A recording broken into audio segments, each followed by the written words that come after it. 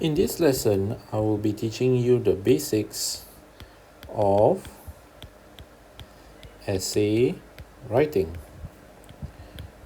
Now, essay writing can be really difficult for students who are taking history or even social studies at an upper sec level. But the basics of essay writing shows you that you just need three things. Number one, you need to recognize the question type.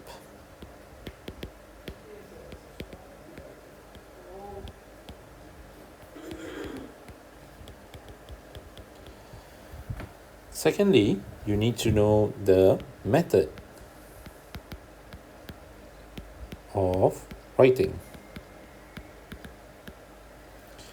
And thirdly, you need to know how